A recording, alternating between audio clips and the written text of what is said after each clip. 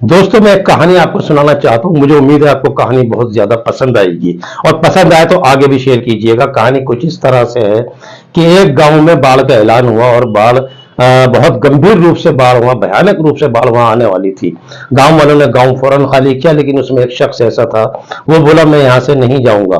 गांव वालों ने उसको बहुत समझाया कि भाई यहाँ बाढ़ आ जाएगी, बचने की उम्मीद बिल्कुल नहीं है, आपको यहाँ से जाने में ही बेहतरी है। लेकिन वो नहीं माना। उसके बावजूद भी जब समझाने के बावजूद वो नहीं माना, तो लोग वहां से चले गए। उसके बाद उस एरिया की पुलिस आई, और उसने देखा कि यहाँ पर अभी एक आदमी मौजूद है।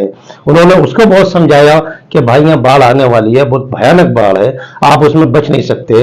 उसने कहा कि दुनिया का पालनहार जो ऊपर बैठा है, मुझे उस पर पूरा यकीन है, वो मुझे बचाएगा, क्योंकि मैं उससे बहुत ज्यादा मोहब्बत करता हूँ।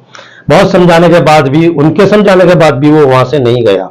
लास्ट में आकर के बाढ़ प्रबंधन के लोग आए, उन्होंने समझाया कि भाई यहाँ बाढ़ आने वाली है, और बचने का कोई रास्ता नहीं होगा, बहुत खतरनाक, बहुत भयानक बाढ़ आने वाली है। लेकिन वो फिर भी नहीं माना, और उसने एक ही बात की रट लगाए रखी कि मैं ऊपर वाले से बहुत मोहब्बत करता हूँ, और मुझे उम्मीद है वो मुझे जरूर बचाएगा। जब वो नहीं माना, वो लोग भी चले गए। हुआ ऐसा ही कि बाढ़ आई, और बहुत खतरनाक बाढ़ आई, और उसमें बाढ़ में वो बह करके मर गया। मरने के बाद जब वो ऊपर वाले के पास पहुंचा, तो उसने ऊपर वाले से कहा कि अल्लाह, भगवान, जब उसके समक्ष पहुंचा तो कहा कि अल्लाह है भगवान, मैं तेरे पर बहुत ज्यादा भरोसा करता था, तुझसे मोहब्बत करता था, तो तेरी इबादत करता था, तेरी पूजा करता था, लेकिन उसके बावजूद भी मुझे मौत आ गई, तूने मुझे बचाया क्यों नहीं?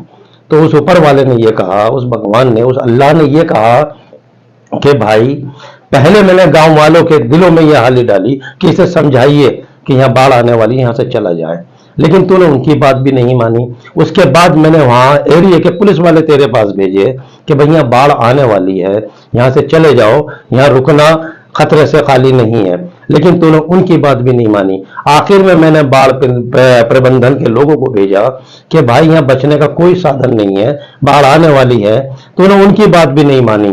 मैंने 3 लोगों को तेरे पास भेजा, और तूने उनकी बात नहीं मानी। आखिर में तू मुझको दोष देता है।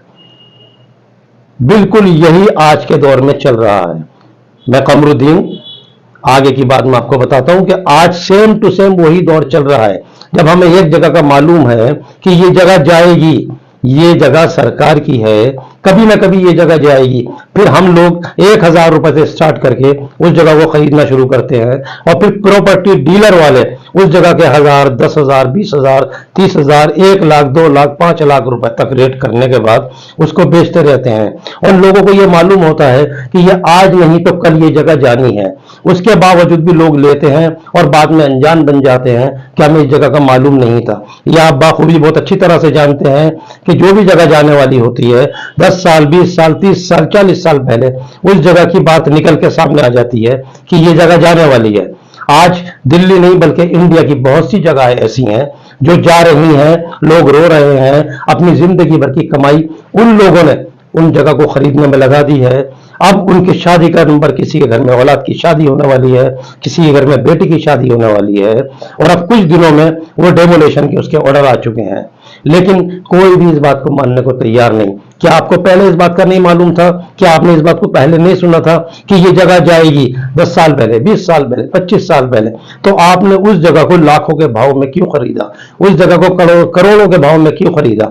सरकार ने पहले अल्टीमेटम दे चुका है, लेकिन इसमें एक सरकार की एक गलती मानी जाएगी, और उस बात की आप भी तायीद करेंगे कि जिस टाइम कोई सरकारी जगह पर कब्जा होता है, अगर आप उस जगह पर कोई कब्जा करते हैं, तो उससे सबसे पहले उस एरिया का जो बीट ऑफिसर होता है, जिसको कहते हैं पुलिस एरिया का पुलिस कांस्टेबल जो होता है, जिसको बीट ऑफिसर कहा जाता है, वो वहां आता है, उन लोगों से मना करता है इस जगह को नहीं बनाई जाए, लेकिन वो लोग उसको कुछ पैसा दे करके उससे टाल देते हैं। बात एसएचओ तक पहुंचती है, एसएचओ की गाड़ी आती है, या एसएचओ किसी को भेजता है कि ये जगह इलीगल है, इलीगल कंस्ट्रक्शन आप करेंगे, आगे चल के आपको इसका नुकसान उठाना पड़ेगा। लेकिन उसके बावजूद भी वो कुछ पैसा भरने के बाद उस जगह को बनाया जाता है। फिर एमसीडी के कर्मचारी आते हैं, एमसीडी के ऑफिसर आते हैं, वो उस जगह के लिए इलीगल बोल के मना करते हैं कि लीगल कंस्ट्रक्शन है, आप इसको नहीं बनाएं, बाद में ये जगह जाएगी।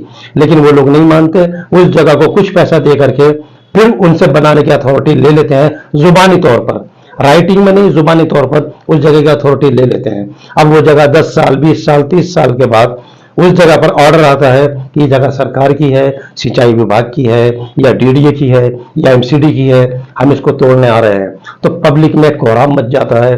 लेकिन ये उस टाइम सोचना चाहिए सरकार को भी और पब्लिक को भी, उन्होंने उस टाइम जगह ये ली क्यों है। सरकार की इसमें एक कमी आ जाती है कि जिस टाइम पे इस जगह पर भराव हुआ या इस कंस्ट्रक्शन हुई या इलीगल कंस्ट्रक्शन जिस टाइम स्टार्ट हुई, उस टाइम पर इस एरिया का एसएचओ कौन था, उस टाइम पर इस एरिया का बीट कांस्टेबल कौन था, उस टाइम पर इस एरिया का एमसीडी कमिश्नर कौन था, उस टाइम पर इस एरिया का एमसीडी कर्मचारी कौन था जिसने पैसे लेकर के इस जगह को खड़ा किया।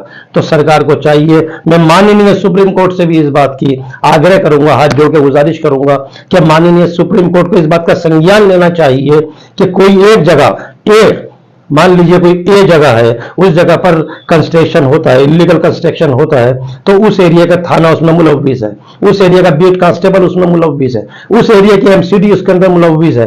तो क्यों ना इस बात का संज्ञान लेते हुए हमारी माननीय सुप्रीम कोर्ट सबसे पहले उन लोगों को बर्खास्त करे, उन लोगों को सस्पेंड करे जो उस टाइम में इस जगह की रखवाली कर रहे थे, इस जगह की देखभाल कर रहे थे। और अगर वो रिटायर हो चुके हैं तो उन लोगों को अब भी इस बात की सजा देनी चाहिए और उन लोगों के ऊपर इसका जुर्माना लगाना चाहिए कि आज जो गरीब का 50 करोड़ का, 100 करोड़ का, 200 करोड़ का, 10 करोड़ का, 10 लाख का, 20 लाख का जो नुकसान हो रहा है, यह भरपाई वो लोग करें जिन्होंने अपनी आंखों के सामने इस जगह की कंस्ट्रक्शन कराई।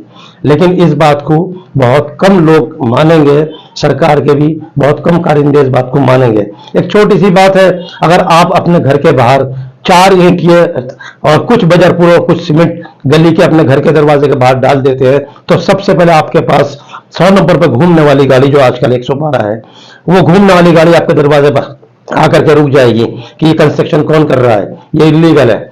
आप उससे कुछ पैसे देंगे, फौरन चली जाएगी। आप यकीन ना हो तो अपने घर के आगे कुछ ईंटें डलवा के देखिए, कुछ सीमेंट की बोरी और कुछ बजरपुर और कुछ रेता डलवा करके देखिए, फौरन आपके पास एमसीडी वाला भी आएगा, एरिया थाने का पुलिस वाला भी आएगा और आपको इस बात को बोलेगा कि आप ये क्या कर रहे हैं। वो सिर्फ कुछ पैसों के लिए आते हैं, कुछ पैसे लेके चले जाते हैं। आपको यकीन ना हो तो आज ही ये काम आप करके देखिए। तो क्यों ना हमारी अदालत इस बात के संज्ञान लेती है कि उस टाइम पर एरिया में एसएचओ कौन था, उस टाइम पर बीट कांस्टेबल कौन था और उस टाइम पर एमसीडी के अंदर कर्मचारी कौन था जिसने इस जगह का निर्माण कराया। इससे गवर्नमेंट को भी बेनिफिट मिलेगा और पब्लिक को बेनिफिट ये होगा कि उसके लाखों करोड़ जो रुपए है वो डूबेंगे नहीं। अगर आप मेरी बात से सहमत हैं तो इस वीडियो को शेयर जरूर करें और मैं चाहता हूं ये वीडियो सरकार तक पहुंचे और सरकार और कोर्ट इस बात का संज्ञान ले कि आगे से ऐसा ना हो। अब तक जो हो गया वो हो गया, लेकिन आगे से ऐसा ना हो कि कोई भी गरीब आदमी कुछ पैसे देकर के वो जगह ले लेता है, फिर अच्छे भाव में उस जगह को बेच करके फिर वो कहीं ऐसी जगह लेता है जहां पर इलीगल कंस्ट्रक्शन चल रही हो या जहां पर कब्जाधारी उस जगह को बेच रहे हो। तो इसमें बेनिफिट पब्लिक का भी है और गवर्नमेंट का भी है। आज अगर गवर्नमेंट अपनी जगह वापसी ले रही है तो ये गलती पब्लिक की नहीं है, ये गलती गवर्नमेंट की नहीं है, बल्कि ये गलती उन लोगों की है जिन्होंने उस टाइम पर पैसे लेकर के इस जगह का निर्माण कराया था। अगर मेरी आवाज से आप सहमत हो तो इसको जरूर, वीडियो को शेयर भी जरूर करें और इस बात से सरकार से सवाल पूछना गैर कानूनी है, लेकिन मैं कहूंगा कि इस बात से सरकार से सवाल करें कि उस टाइम पे कमिश्नर कौन था, एमसीडी में कमिश्नर कौन था, थाने में एसएचओ कौन था और बीट कांस्टेबल कौन था जिसने हमसे पैसे लेकर के इस जगह का निर्माण कराया। धन्यवाद। मैं कमरुद्दीन।